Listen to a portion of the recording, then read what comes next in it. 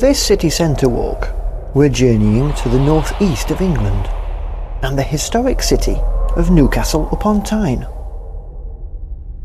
It starts in Granger Town, heads past the Holy Jesus Hospital, through Manor and Northumbria University, past the monument, through Chinatown and Blackfriars, before arriving back at the start. It's about 4.5 miles and should take about 3 hours, or slightly longer if you get distracted by the shopping. Arriving in the city by train means that the best place to begin is Granger Street in Granger Town, the historic heart of Newcastle. Based around classic streets built by local-born developer Richard Granger, Granger Town features some of the finest buildings in the city. The area features a Grade 1 listed covered market, home to perhaps the smallest branch of Marks & Spencer, a market stall. We continue onto Grey Street, built in the 1830s by Granger and the architect John Dobson, who later designed Newcastle's Central Railway Station. Grey Street is the home of the magnificent Theatre Royal, with perhaps the finest theatre facade in the UK. It was built in 1837 and opened 3 months before Queen Victoria came to the throne. We carry on along Grey Street and turn left onto Mosley Road, and here at number 13, a young Joseph Swan joined John Mawson's chemist business in 1846. It was Swan's experiments here that led to his invention of bromide paper for photographic printing, a version of which is still used today. Swan's other major invention, the incandescent electric light bulb, has only just begun to be phased out of use some 140 years later.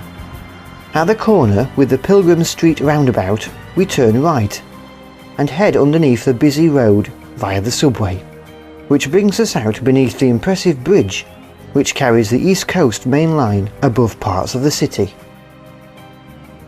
Around the other side, and in view of the famous Tyne Bridge built in 1928, are the remains of something rather more older: Newcastle's medieval town walls. This is a corner tower, one of 17 along a 3-kilometre or 2-mile long wall, which protected the town against the threat of invasion from Scottish armies. Much more of the old town walls survive in the west side of the city, and we'll see more of it later. Back under the bridge, and in front is the Holy Jesus Hospital, opened in 1682, and built on the spot once taken by an Augustinian friary, which existed here between the early 1300s and 1539. It wasn't a hospital in the way that we know today, but sheltered accommodation for the retired skilled workers and tradesmen of the town, called freemen. Each room was home to only one person. All of the cooking, eating and sleeping was done in this room. At the time, the rooms were considered very large for one person, and records show that it was normal for up to 8 people to live in a room the same size on the quayside. The Holy Jesus Hospital was lived in until 1937, and today is owned and cared for by the National Trust.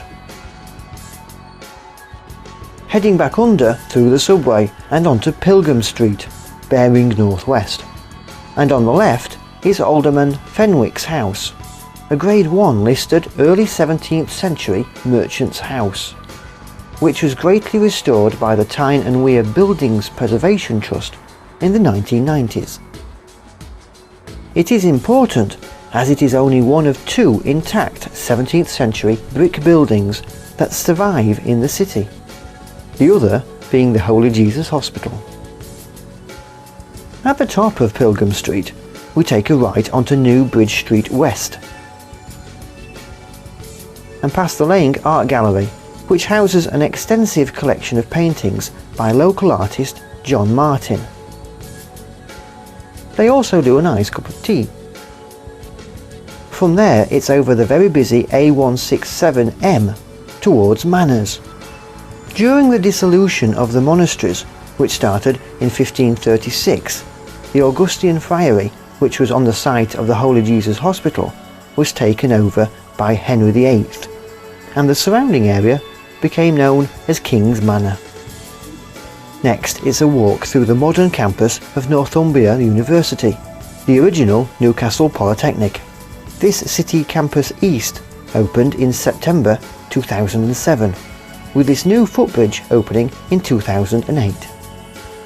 This is number 4 Ellison Place, which was the birthplace of Cardinal Basil Hume, leader of the Catholic Church in England and Wales from 1976 until his sudden death from abdominal cancer in 1999.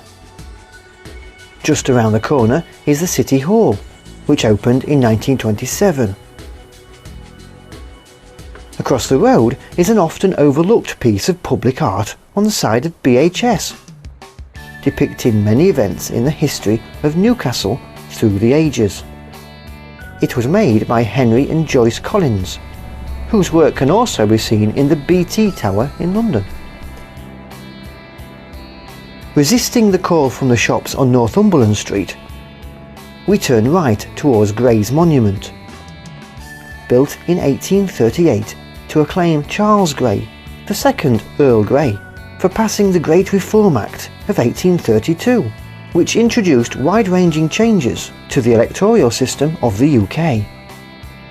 The column is 40 metres high, that's 130 feet, and was designed by local architects John and Benjamin Green, with the statue created by the sculptor Edward Hodges Bailey. Nearby on Blackett Street is Old Eldon Square, which was built in 1824. It's a lovely public square and is the site of a war memorial and the location for the city's Remembrance Day commemorations. At the traffic lights we turn left onto Newgate Street and are welcomed by the oldest church in the city, the parish church of St Andrews, the oldest part of which dates back to the 12th century. There was possibly an earlier church here dating back to Saxon times. The building contains more old stonework than any other church in Newcastle. The church tower received a battering during the siege of Newcastle by the Scots, and 3 of the cannonballs are still in the church. At the corner of the church we turn right and head up St Andrew Street. The Chinese gate was constructed in 2005 and is decorated to bring luck and prosperity, which is exactly what the fans of Newcastle United would like for their beloved Toon. Walking around the town walls finds us at one of the most important theatres in the country, the Journal Time Theatre, as it still retains its original 19th century stage machinery.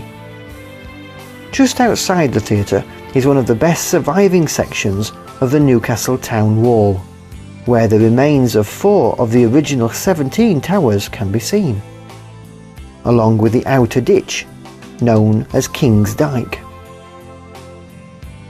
Continuing halfway down Chinatown's Stowell Street, and through the alleyway on the right, and here is the remains of Blackfriars, a 13th century friary. The remaining buildings of the cloisters have been restored and now house a range of craft workshops and a restaurant. Turning left out to Blackfriars and then right takes us onto Newgate Street, the position of one of the original gates in the town wall. And we're back on Granger Street, ending this walk through Newcastle's interesting past.